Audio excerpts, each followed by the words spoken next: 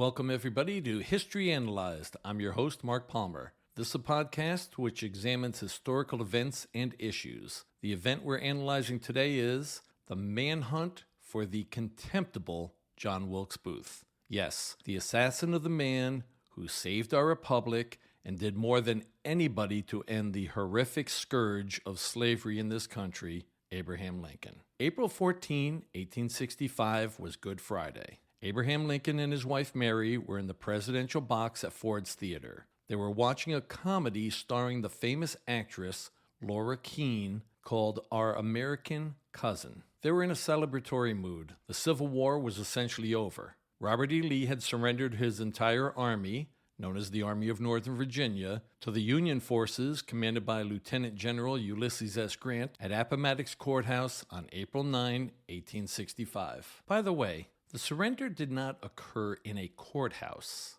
That is the name of the town. In Virginia, many of the towns which were county seats were called courthouse. The surrender actually took place in the home of Wilmer McLean. Remarkably, the first major battle of the Civil War, known as the First Battle of Bull Run, although the Confederates called it First Manassas, occurred on and around the farm of Wilmer McLean. After that battle, he moved south and west to a part of Virginia where he thought he could avoid the war. After the war, Wilmer McLean used to tell people that the war began in his front yard and ended in his front parlor. Another couple was in the presidential box with President and Mrs. Lincoln that night, Major Henry Rathbone and his fiancée Clara Harris. Rathbone and his fiancée were not famous or powerful people in Washington, D.C. The only reason they were there is because they were last-minute substitutes.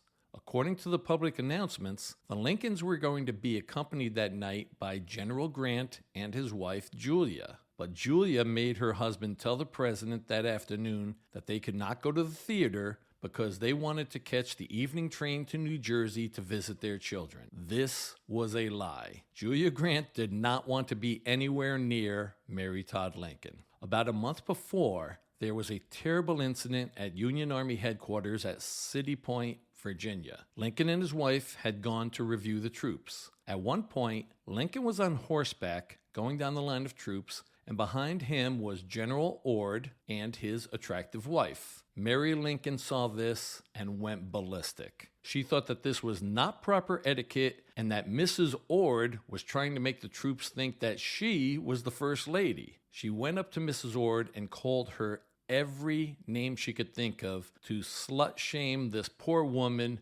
who hadn't done anything wrong. Julia Grant tried to intercede and get Mary to calm down, but it only made Mary scream at Mrs. Grant in front of the troops. And on that same trip, Mary Lincoln had scolded Julia Grant for sitting down before Mary had invited her to sit, as if Mary was a queen and had to give permission. So after that trip, there was no way Julia Grant was going to agree to an evening out with Mary Todd Lincoln. As a result, General Grant was not in the presidential box at Ford's Theater on that fateful night, or else he might have been killed also. John Wilkes Booth was a famous actor originally from Baltimore, Maryland. He came from a family of distinguished actors. In the spring of 1865, he was only 26 years old, and the press often referred to him as one of the most handsome men in America. Booth was a Confederate sympathizer. He loved to tell everybody of his love for the Southern cause, but he wasn't so enthusiastic as to actually join the Confederate Army. He spent most of the Civil War acting in plays.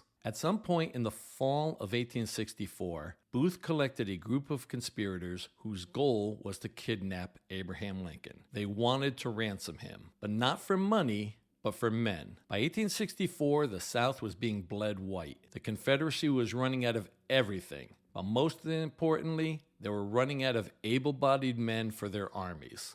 Booth and his conspiratorial crew wanted to kidnap Lincoln and ransom him in exchange for the release of Confederate soldiers who were prisoners of war in Union camps. Although they had various plans, they never got close to Lincoln. When Robert E. Lee surrendered on April 9, 1865, that signaled the end of the war. There were other Confederate armies still at large, with the primary one being the Southern Army under General Joe Johnston in North Carolina. But it was clear that the war was essentially over, and there were just some formalities to arrange for the surrender of the remaining armies. Since the war was basically over, there was no further point to kidnapping Lincoln. So Booth had a new plan. He decided he was going to murder the president. Supposedly, he made this decision when he was among the crowd outside the White House on April 11, 1865. That night, Lincoln gave his last speech. He spoke to the crowd from a window on the second floor of the White House. Instead of giving the rousing victory speech that the crowd wanted,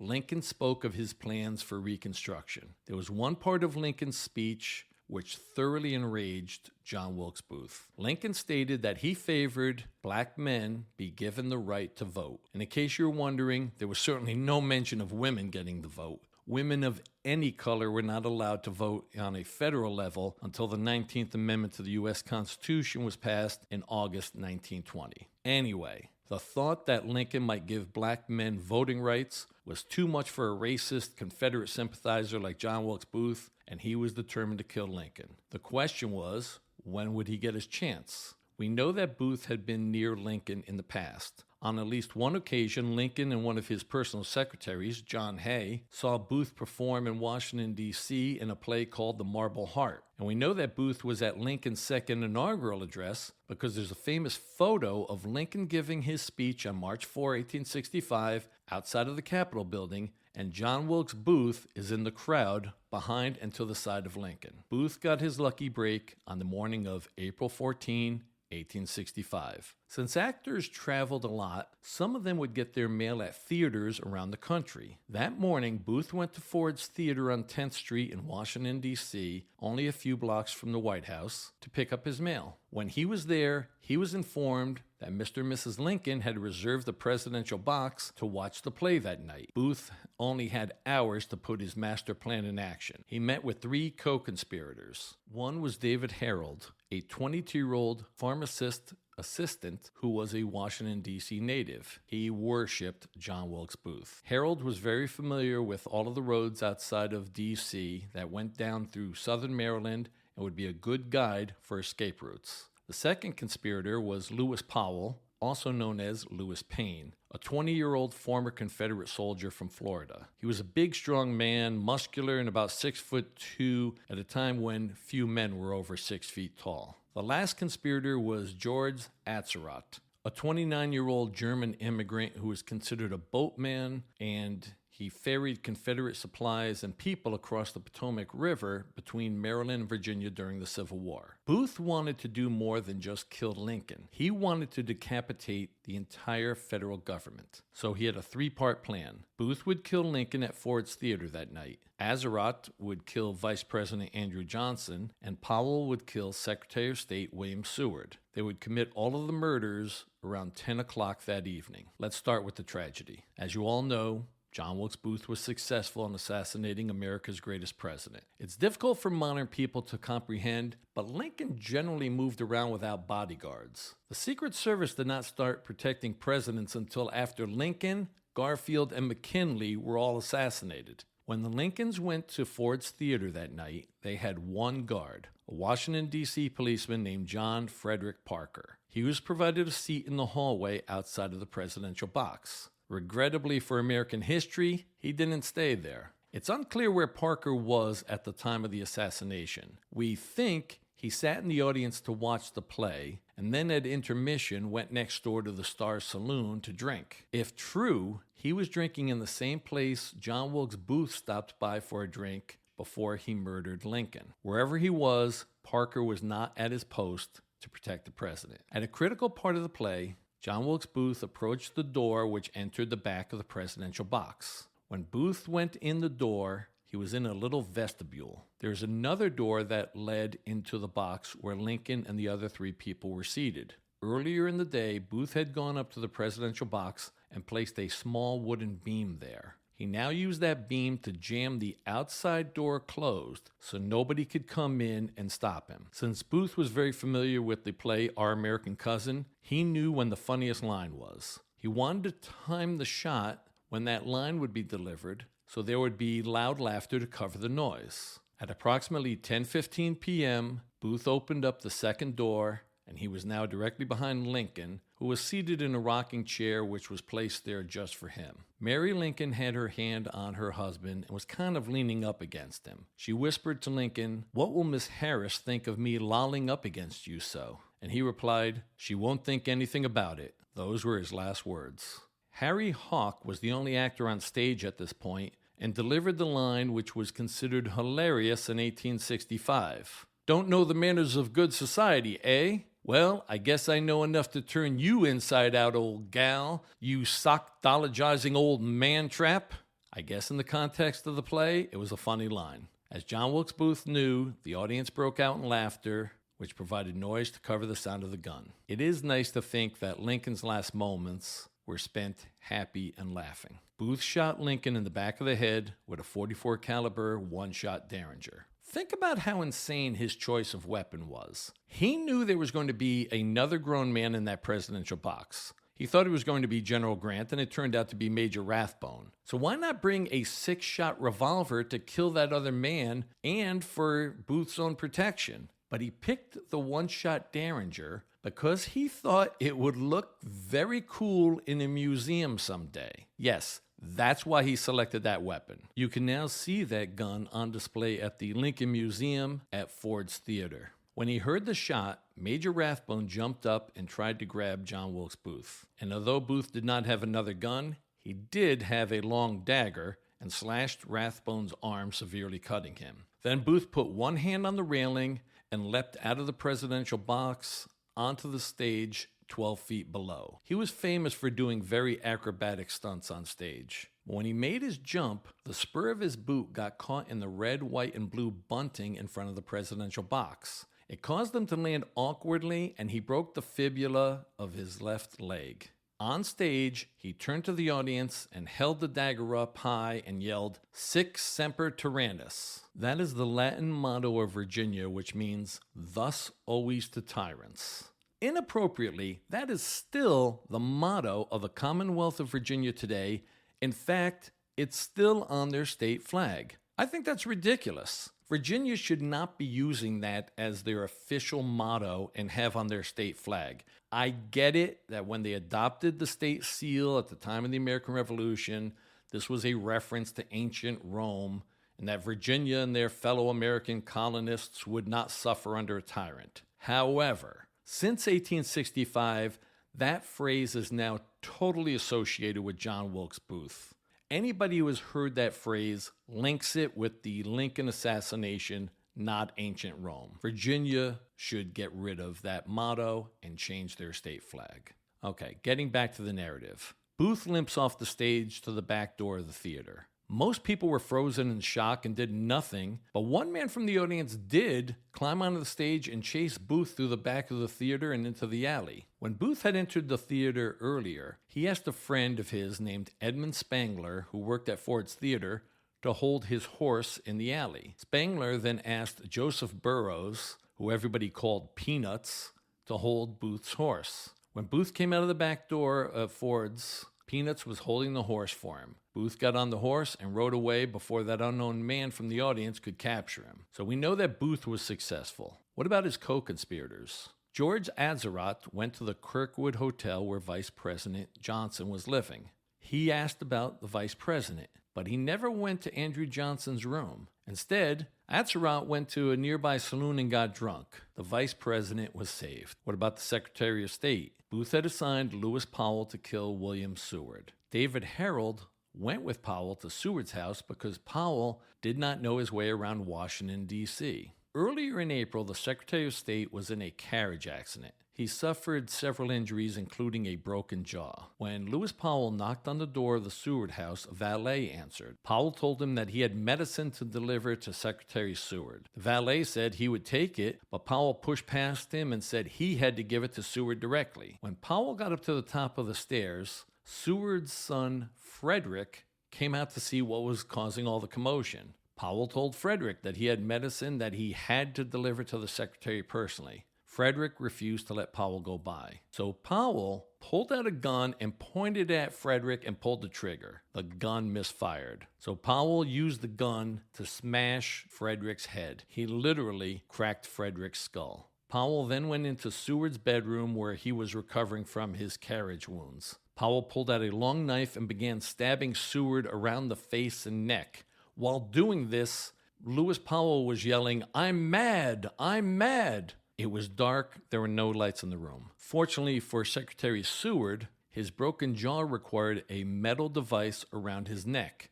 Although Seward suffered several cuts, he was not fatally injured. David Harold was outside of the Seward home with the horses. He heard all of the screaming from inside. It sounded like Lewis Powell was killing everybody in the Seward household. Harold panicked and left. He was supposed to guide Lewis Powell to the rendezvous point where they would meet up with Booth and Atzerodt. Instead, Harold rode his horse towards Ford's Theater in an attempt to find John Wilkes Booth. He did not find him, but the man who had rented the horse to David Harold spotted him and yelled that the horse was overdue. Harold galloped away from the stable owner. This ended up being significant because the stable owner went to the police to report the stolen horse. When he was there and speaking to the police about the stolen horse, he overheard that the police were searching for John Wilkes Booth for the assassination of the president. The stable owner told the police that Booth was friends with David Harold and George Atzerodt. 3 members of the conspiracy were now identified. Back at Ford's Theater, it was complete chaos.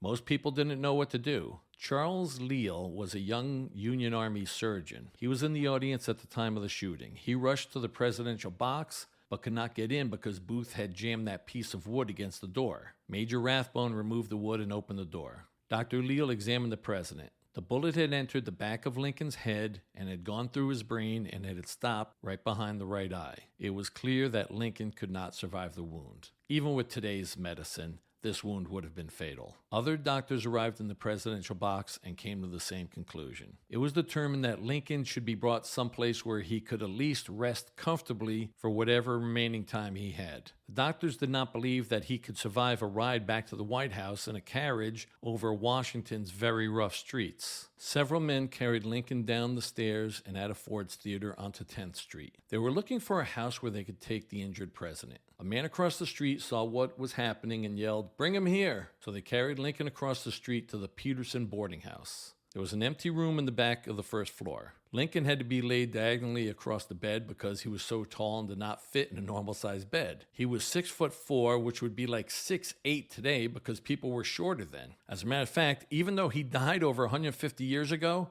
he's still the tallest president in American history. Peterson Boarding House is still there. You can go inside and stand in the room where Lincoln died. I would recommend it. It's incredibly moving. Those closest to Lincoln were notified and came to the Peterson boarding house for the depressing vigil. His oldest son, Robert, was there, but was unable to comfort his mother, who cried throughout the night. One of Lincoln's 2 personal secretaries, John Hay, was also present. Hay and the other secretary, John Nicolay, were almost like sons to Lincoln. In fact, they lived in the White House throughout Lincoln's presidency, sharing a bedroom down the hall from Lincoln. Secretary of the Navy Gideon Welles and Secretary of War Edwin Stanton were also summoned. At 7:22 a.m., Lincoln took his last breath, and the doctors pronounced him dead. A chaplain was present and said a prayer over the president's body. Unfortunately, nobody wrote it down, and we don't know exactly what was said. Secretary of War Stanton then said, "Now he belongs to the ages." That became a famous phrase about Lincoln, and it's written over his tomb in Springfield, Illinois. I would recommend anybody near Springfield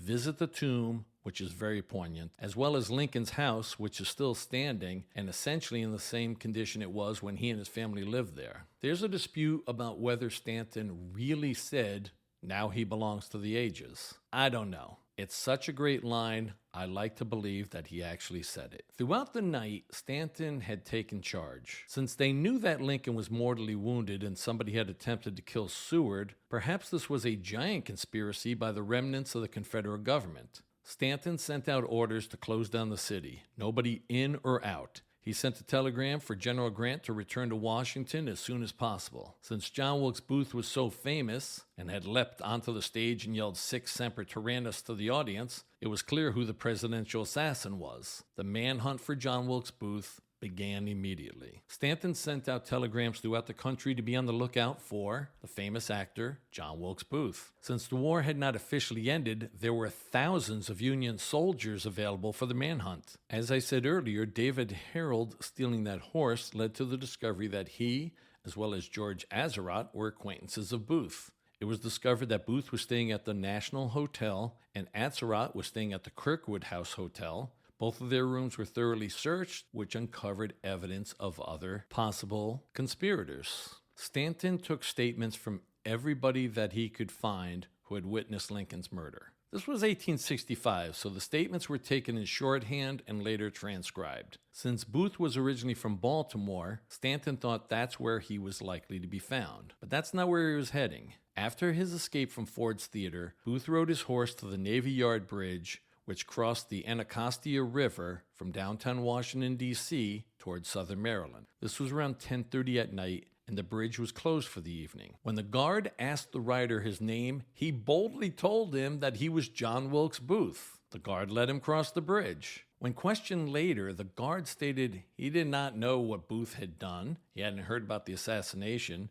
Then, a few minutes after Booth had crossed the Navy Yard Bridge, David Harold showed up. Harold gave a false name. He was also allowed to cross. Harold caught up with Booth at the planned rendezvous point. He did not tell Booth that he had abandoned Lewis Powell, who did not know his way around. Harold told Booth that he and Powell had gotten split up. Booth and Harold decided that they could not wait for Powell and Azarat, so they continued south into Maryland. Their first stop was Surratt's Tavern in Surrattsville, Maryland. They picked up binoculars and guns. This was scheduled as part of their escape. Their next stop was not scheduled. Booth needed medical attention for his broken leg. He knew where to go. They went to the home of Dr. Samuel Mudd. Dr. Mudd and his family lived on a tobacco farm near Bryantown, Maryland. Booth and Harold arrived at the Mudd house around 4 in the morning. Dr. Mudd allowed them in. He set Booth's leg and made a splint and gave Booth a homemade crutch. Booth and Harold spent the remainder of the night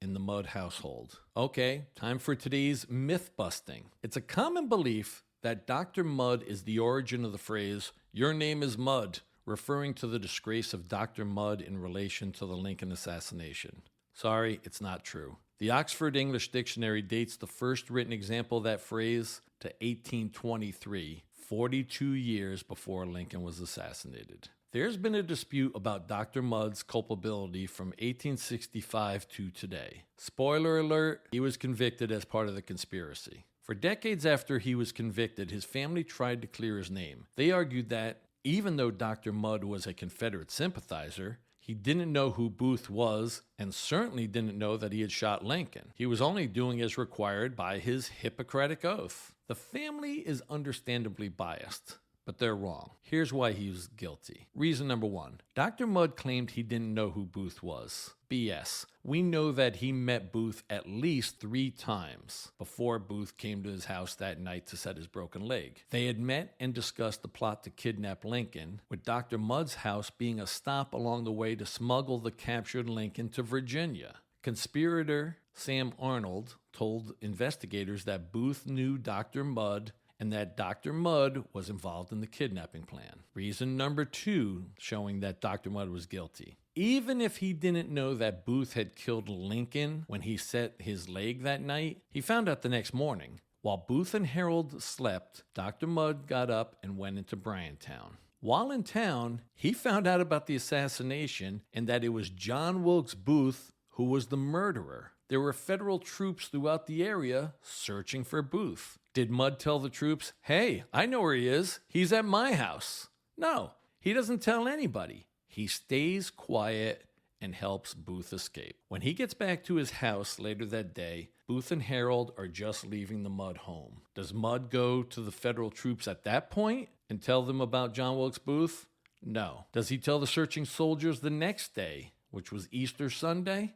No. He finally tells a relative of his who is a known Union man, and that guy finally advises the federal troops that John Wilkes Booth had spent Saturday morning at the Mudd household. But this did not occur until Monday, April 17. We'll come back to John Wilkes Booth and his attempted escape in a little bit. But first, let's deal with what happened to the other conspirators. George Azerot's fate is the most comical. As I told you earlier, Azerot did not even try to kill Vice President Andrew Johnson. He went to a saloon and got drunk. The next day, when the manhunt for John Wilkes Booth and his accomplices was in full effect, Azerot left Washington and went to his cousin's farm in Germantown, Maryland. Although he made no attempt to kill Johnson, on the night of the Lincoln assassination, Azerot had asked the bartender about the vice president's location. The bartender reported this to the police, and they searched Azerot's room at the Kirkwood Hotel. The police found a pistol, a Bowie knife, and a bank book belonging to John Wilkes Booth. Azerot was captured at his cousin's house in Germantown on April 20. What about Lewis Powell? He was the only one who was unfamiliar with Washington, D.C. and the surrounding area. That's why David Harold accompanied Powell to the Seward house so that Harold could guide Powell out of the city to the rendezvous point with John Wilkes Booth. But as I explained earlier, David Harold panicked when he heard the chaos and screams going on inside the Seward household and left Powell on his own. Powell didn't know where to go and just hung around Washington. He slept in a cemetery. The one place where he thought he could find help was at the home of Mary Surratt. Mrs. Surratt ran a boarding house where the conspirators had met many times over a period of several months. So Lewis Powell went to the Surratt boarding house on Monday, April 17. He arrived there about 1:45. This was terrible timing on his part. When Powell knocked on the door, a policeman answered. Why were the police there? I'll get to that in a minute. The police ordered Powell inside and began questioning him. Powell claimed to be a menial laborer who Mary Surratt had hired to dig a gutter on her property. His story was unconvincing. Worse for Powell, Mary Surratt denied ever meeting him. The police took both Lewis Powell and Mary Surratt into custody that night. So why were the police at the Surratt boarding house the night of April 17? Investigators had been advised that Mary's son, John Surratt, was a close personal friend of John Wilkes Booth. The police were at Mrs. Surratt's home looking for her son. John Surratt had been involved in Booth's conspiracy to kidnap Lincoln. But on April 14, he was in upstate New York, and so he took no part in the assassination. The manhunt for John Surratt, which I'll get to later on, is actually the craziest part of this entire story. Before I get back to the chase of John Wilkes Booth and David Harold, there were 3 other people who were arrested and eventually stood trial as part of the assassination conspiracy. One was Edmund Spangler. He was that stagehand from Ford's Theater that Booth asked to hold his horse in the alley. No evidence came out that Spangler was part of the conspiracy. As I told you earlier, Spangler didn't even hold the horse. He pawned off that job on to that guy named Peanuts Burroughs. But Spangler was arrested and tried anyway. There were 2 other men who had been involved in the plot to kidnap Lincoln and hold him for ransom: Michael O'Laughlin and Samuel Arnold. O'Laughlin and Arnold had both served in the Confederate Army, and in the fall of 1864 joined the conspiracy for the Lincoln kidnapping. However, both O'Laughlin and Arnold quit the conspiracy when Booth changed the plan. Originally, they planned to capture Lincoln on a dark road where he sometimes went late at night on horseback. But Booth, ever the melodramatic showboat, changed the plan to capturing Lincoln at Ford's Theater and somehow lower Lincoln to the stage and take him outside. So O'Laughlin and Arnold walked away from the conspiracy. On April 14, O'Laughlin was in Washington, D.C., but there's no evidence that he had any involvement in the Lincoln assassination. Sam Arnold had been a schoolmate of John Wilkes Booth. When he left the conspiracy, Arnold took a job as a clerk in Old Point Comfort in Virginia. That's where he was on the night of the assassination, about 180 miles from Washington. Within days of the assassination, Dr. Mudd, Michael O'Laughlin, Samuel Arnold, Mary Surratt, George Azerot, Lewis Powell, and Edmund Spangler were all in custody. But where was John Wilkes Booth? After leaving Dr. Mudd's house on April 15, Booth and Harold traveled further south in Maryland. They were looking for the home of Samuel Cox. They found a free black man named Oswald Swan and paid him to lead them to the home of Mr. Cox. Swan certainly did not know who they were or what they had done. Besides not having modern amenities like Google Maps, it was difficult to find your way in 1865, especially in that area. They had to navigate through Zakiah Swamp. This was a dangerous area where it was easy to get lost without a guide. Oswald Swan delivers Booth and Harold to the home of Samuel Cox, who was a Confederate sympathizer that was going to help the pair get to Virginia. Cox contacted a friend named Thomas Jones, a Confederate agent involved in spy activities in southern Maryland. Jones leads the pair of fugitives to a pine thicket near the Potomac River. The Potomac River is over a mile wide at this point, and it was going to be very difficult to cross. The river was full of Federal gunboats looking for anybody attempting to cross into Virginia. Booth and Harold hid out in the woods from April 16 till the 21st. They were cold, wet, and hungry. Booth is in pain because of the broken leg. Thomas Jones advises them to get rid of the horses they had because they would be easy to spot by Federal troops. David Harold takes the horses to the swamp and shoots them, puts their bodies into the murky water. Thomas Jones brings food, water, and blankets for the fugitives. He also brings the special request from Booth, newspapers. In his warped mind, John Wilkes Booth thought that he was going to be hailed as a hero, the man who slayed the tyrant. He was in for a very rude awakening when he read the newspapers. Of course, he was derided throughout the North, but people in the South also disparaged him. Many in the South understood that Lincoln was their best hope for an easy peace after the war. Lincoln had spoken many times about forgiveness and trying to put the country back together again, and that he did not want to engage in retribution. A lot of people in the North wanted to hang the Confederate leaders. Maybe not a majority, but a lot of people in the South rejected the assassination because they thought their treatment was now going to be much more harsh, but also because they thought it was a cowardly act. Booth shot an unarmed man from behind, and in those days of supposed chivalry, he shot Lincoln in front of his wife. In one of the few good parts of this story, Booth was absolutely crushed by the public reaction to what he thought was his heroic deed. Finally, on the night of April 21, the weather was good and it was a moonless night. This would be a good time to cross the river. Thomas Jones supplied Booth and Harold with a rowboat, a small compass, and a candle. Jones told the outlaws what course to take by looking at the compass. To avoid the Federal ships on the river, Booth held the candle under his coat,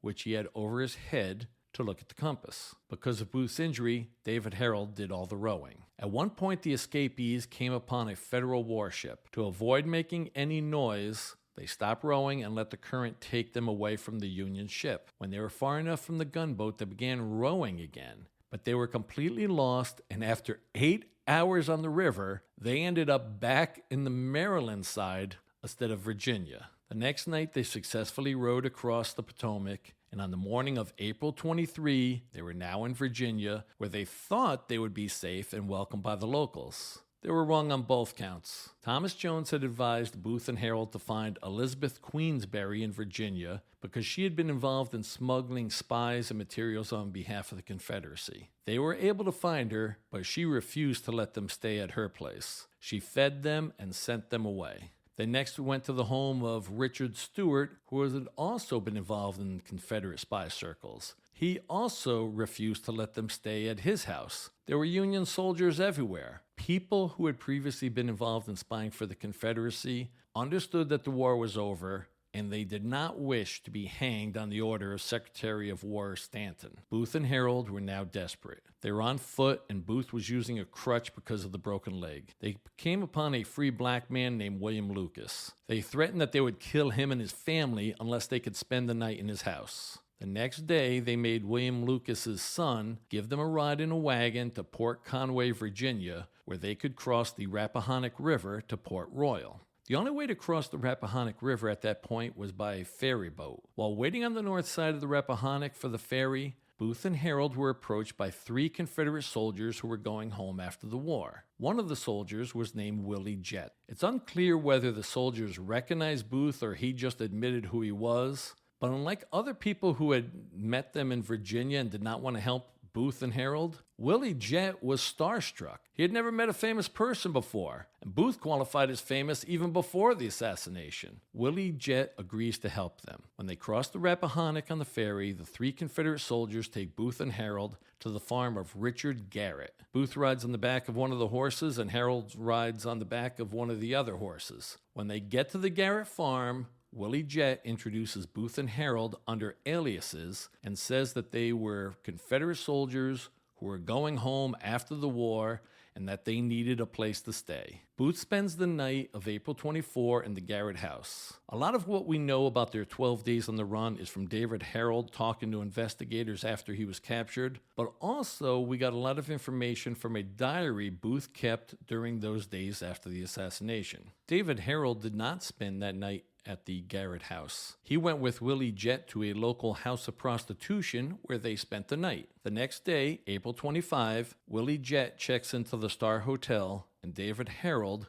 goes back to the Garrett farm. Unbeknownst to the two conspirators, the federal troops were closing in. Somebody had reported to federal investigators that two men that looked like Booth and Harold had crossed the Potomac River. This was actually a mistaken report made several days before Booth and Harold actually did cross the river. It ended up being a fortuitous mistake because federal troops were now concentrating on Northern Virginia. While sitting on the front porch of the Garrett house, federal cavalry approached and Booth and Harold quickly went to hide in the woods behind the house. This was when Richard Garrett became suspicious. The war was over. There was no reason to hide from Union cavalry. He did not suspect that they were the people who murdered Abraham Lincoln, but he did think that they were not to be trusted. When Booth and Harold came back from the woods, Garrett told them that they could not sleep in the house that night. They would have to sleep in his tobacco barn. Further, they would have to leave in the morning. When Booth and Harold went into the tobacco barn that night to sleep, Garrett had his son lock the doors. He wasn't trying to prevent possible fugitives from escaping. He was worried that they might steal his horses in the middle of the night. The reason why the federal cavalry galloped by the Garrett farm and did not stop to look for the fugitives was because they were on their way to the Star Hotel in Bowling Green, Virginia. Somebody had told the investigators that they had seen John Wilkes Booth with a local man named Willie Jett. They also told the federal officers that Willie Jett was probably staying at the Star Hotel because he had a girlfriend named Izora Gouldman and her family owned the Star Hotel. The Union soldiers captured Willie Jett. They told him that they were going to hang him unless he brought them to John Wilkes Booth. Not surprisingly, Willie agreed to lead them to the Garrett farm. The federal soldiers arrived at the Garrett farm after midnight, so it's now April 26th. They pound on the door, and when Richard Garrett answers, they threaten to hang him unless he hands over John Wilkes Booth. The Garrett's oldest son quickly understood the situation and yelled, "The men you're looking for are in the barn." Garrett and his son take the soldiers to the tobacco barn, and the soldiers completely surround it. The son unlocks the barn doors for them. Booth and Harold have heard all the noise, and they're awake. The tobacco barn has a lot of spaces between the wood slats. Apparently that's to let air in, which helps cure the tobacco leaves. Those openings also allowed people to see in and out of the small barn. Booth and Harold could see that they were surrounded and there was no possibility of escape. The federal officers tell the trapped fugitives that if they don't come out, the barn will be set on fire. David Harold agrees to give up and surrenders himself. Booth has decided that he does not want to be captured alive and tells the soldiers, "Get a stretcher for me, boys." In other words, they would be carrying out his dead body. He was a drama queen to the end. The soldiers set fire to the barn. The end is near. One of the soldiers, a sergeant named Boston Corbett, was looking through the spaces between the wood slats in the barn and said that he saw Booth lift a carbine rifle and point it towards the door like he was about to open fire. Boston Corbett then fired one shot and hit Booth in the neck. Booth collapsed, paralyzed from the neck down. The soldiers went into the barn and dragged him out. They brought him to the front of the Garrett household. It was clear the wound was fatal. Booth suffered for several hours before he died. Although he couldn't move anything below his neck, he could barely speak in whispers. He asked the soldiers to tell his mother that he died for his country. Then he asked one of the soldiers to hold his hands up to his face so he could see them. In his last dramatic moment, he looked at his hands and said, "Useless, useless." Those were his last words, and then he died. So what happened to the other people in the story? Let's start with the Lincoln family. Mary Lincoln insisted that her husband's body be buried in their hometown of Springfield, Illinois. Lincoln's body was taken by train on a reverse of the route that he took in 1861 when he traveled to Washington for his inauguration. The Lincolns had 4 sons. A second son, Eddie, had died as a toddler back in Illinois. The third son, Willie, died in the White House in February 1862, most likely from typhoid fever. It had been planned that Willie's body would be transported to Springfield after Lincoln's term of office ended. They had thought that would be 1869. Willie's body was removed from the local cemetery and placed on the train alongside of his father's body for the trip to Springfield. Emotionally, Mary could not handle it and did not go on that train ride. The youngest son, Tad, stayed with his mother. Only the oldest son, Robert, who was 22 at the time, accompanied his father's body. The train stopped in several cities.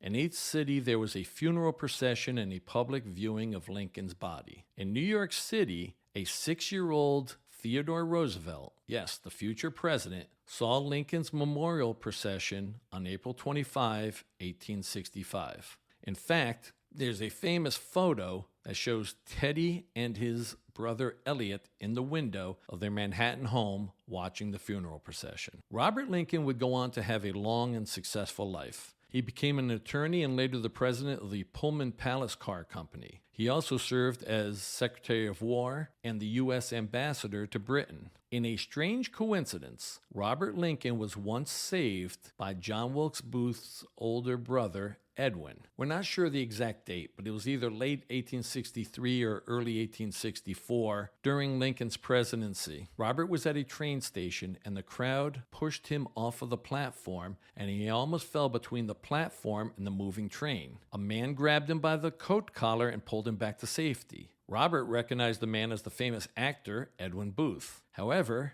Edwin did not recognize the president's son, who was a Harvard student at the time. Although he was not present when his father was shot, Robert was in the Peterson house at the time his father died. He was also tied to 2 other presidential assassinations. In another amazing coincidence, Robert was at the Baltimore and Potomac Railroad Station in Washington, D.C., when President James Garfield was shot by Charles Guiteau on July 2, 1881. Robert Lincoln was also present at the Pan American Exposition in Buffalo, New York on September 6, 1901, when William McKinley was assassinated by Leon Zalskosh. Fortunately, Robert was spared witnessing the actual shooting. After the assassination, Mary Todd Lincoln received condolences from all over the world, including Queen Victoria of England. Mary did not return to Springfield, but instead moved to Chicago. Tad, the youngest son,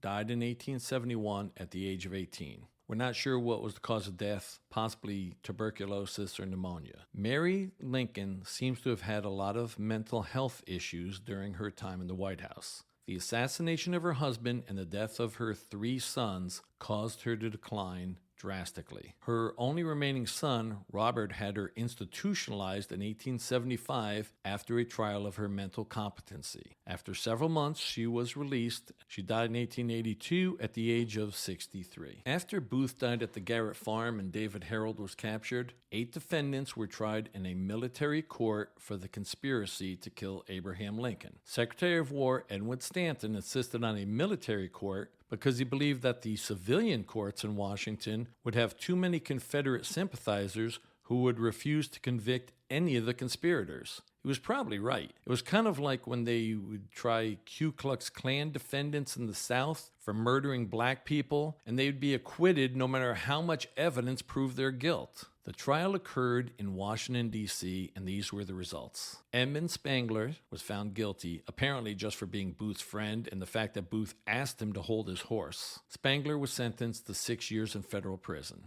Sam Arnold and Michael O'Laughlin, the 2 former Confederate soldiers who had been part of the plot to kidnap Lincoln, but apparently were not involved in the assassination plot, were both sentenced to life in prison. O'Laughlin died in prison of yellow fever in 1867. Sam Arnold was pardoned by President Andrew Johnson in 1869, along with Edmund Spangler. Dr. Samuel Mudd was also sentenced to life in prison, but he was also pardoned by President Johnson in 1869. I outlined earlier why he was guilty of, at a minimum, aiding and abetting John Wilkes Booth and as an accessory to murder after the fact. David Harold, George Atzerodt, and Lewis Powell were all convicted and received the death penalty. There was very little doubt that they would be convicted and hanged since the evidence against them was overwhelming. And in case you're saying, hey, George Atzerodt didn't even try to kill the vice president, he was part of the conspiracy and did not alert the authorities to prevent the assassination of Lincoln and the attempted murder of Secretary of State Seward. Under conspiracy laws, he was as guilty as John Wilkes Booth. That leaves us with the eighth defendant, Mary Surratt. She was also found guilty and sentenced to be hanged. There was some outcry about this, but mostly just because of her gender. Here was the evidence against Mary Surratt. Number one, several of the meetings of the conspirators before April 14 had occurred in her house. One of the tenants at the Surratt boarding house, Louis Weichman, testified at the trial that he saw Mrs. Surratt have several conversations with John Wilkes Booth, Lewis Powell, and some of the other conspirators. Weichman also testified that he even saw Booth speak to Mary Surratt at her home on the evening of the Lincoln assassination. Point number two is even more damning. On April 14, the day of the assassination, John Wilkes Booth gave Mary Surratt a pair of binoculars and some guns and asked that she transport them to her tavern in Surrattsville, Maryland. She did. These were the guns and the binoculars which Booth and Harold got from the Surratt Tavern when they stopped there shortly after Lincoln's assassination. John Lloyd, the tavern keeper at the Surratt Tavern, testified that when Mary Surratt gave him the binoculars and the guns, she told him to have those shooting irons ready because men would be there that night to get them. The four condemned were hanged at the same time on July 7, 1865, on the grounds where the condemned were imprisoned. It's now known as Fort McNair in Washington, D.C., not far from the Navy Yard Bridge where Booth and Harold crossed the night of the assassination. In a bizarre example of the mores of the Victorian age, a soldier held an open umbrella over Mary Surratt as she climbed the stairs of the gallows to protect her from the sun. Yes, they were about to hang her, but you could not let a lady get sunburned before she was executed. I want to quickly touch on what became of a few other people involved in this despicable affair. William Seward survived his injuries and served as Secretary of State throughout the presidency of Lincoln's successor, Andrew Johnson. Seward is most famous for purchasing Alaska in 1867, which at the time was derisively called Seward's Folly because so many people thought the land was worthless. And now, for some interesting facts about Boston Corbett, the man who shot John Wilkes Booth. His real name was Thomas Corbett, but most people called him Boston. In 1858, in order to avoid the temptation of prostitutes, Corbett castrated himself with a pair of scissors. Yeah, you heard me. It's amazing he didn't bleed to death before he went to see a doctor. After shooting Booth, Corbett was arrested for disobeying orders since they wanted to capture Booth alive. He was released on the order of Secretary of War Stanton. Most people in the North thought of Sergeant Corbett as a hero for killing such a villain as John Wilkes Booth. He was discharged from the Army in August 1865 and then drifted around the country. In 1887, he was declared insane and sent to an asylum in Topeka, Kansas. He escaped from the asylum, and nobody knows what happened to him after that. Major Henry Rathbone and his fiancée Clara Harris were the two people in the presidential box at Ford's Theater when Lincoln was shot. He recovered from the knife wounds on his arm inflicted by John Wilkes Booth, but he deteriorated mentally. He blamed himself for not stopping Booth. As far as I'm aware, nobody ever thought that he could have prevented the assassination, since nobody saw Booth in the box until he already shot Lincoln. Major Rathbone married Clara Harris and they had 3 children, but there was no happy ending. The family moved to Germany. In December 1883,